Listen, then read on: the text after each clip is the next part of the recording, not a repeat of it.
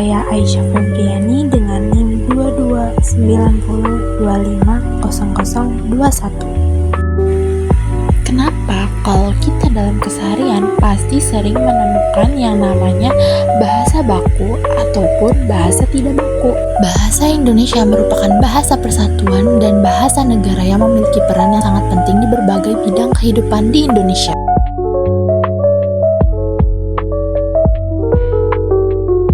Kira-kira apa perbedaan bahasa baku dan tidak baku?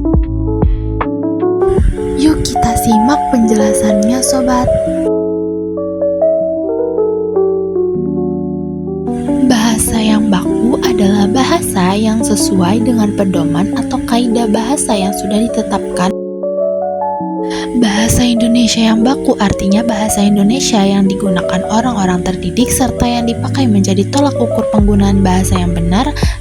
Ragam bahasa Indonesia yang standar ini ditandai oleh adanya sifat kemantapan dinamis dan ciri kecendikiaan. Menurut Kosasih dan Hermawan, kata baku merupakan kata yang diucapkan atau ditulis oleh seseorang sesuai dengan kaidah atau pedoman yang dibakukan. Kaidah baku yang dimaksud dapat berupa pedoman umum ejaan bahasa Indonesia (PUB), tata bahasa baku, dan KBBI.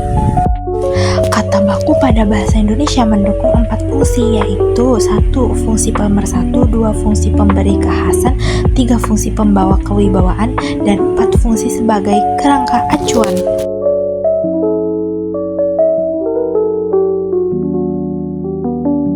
Tiga fungsi pertama dianggap fungsi pelambang atau simbolis, sedangkan 1 fungsi terakhir dianggap fungsi objektif. Kata baku sebagai pemersatu ialah mempersatukan penutur atau penulisannya sebagai satu warga bahasa. Dapat dikatakan pula bahwa pemakaian istilah baku pada bahasa Indonesia dapat mempersatukan sekelompok orang sebagai satuan masyarakat. Kata baku menjadi pemberi kekhasan ialah pembakuan kata pada bahasa bisa sebagai pembeda dengan masyarakat pemakai bahasa lainnya. Menurut Salianti, yang dimaksud dengan bahasa baku merupakan salah satu ragam bahasa yang dijadikan pokok, yang diajukan dasar ukur atau yang dijadikan standar. Sehingga ragam bahasa ini lazim dipakai pada situasi bahasa, yaitu 1. Komunikasi resmi, 2. Wacana teknis, 3. Pembicaraan di depan umum, 4. Pembicaraan dengan orang yang dihormati, dan sebagainya. Apa pentingnya mempelajari semua ini?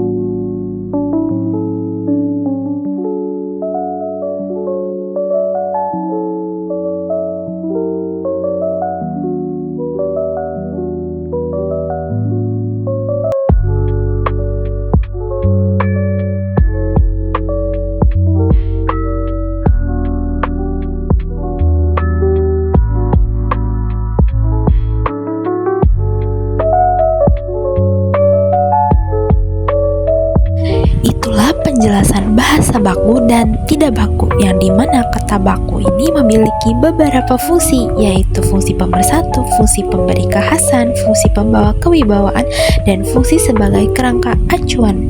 Nah, yang dimana penguasaan terhadap bahasa baku bagi penutur bahasa Indonesia akan bisa terwujud jika adanya sikap positif dari pengguna bahasa tersebut, sehingga memahami keduanya memungkinkan seseorang untuk menyesuaikan gaya bahasa sesuai audiens dan konteks.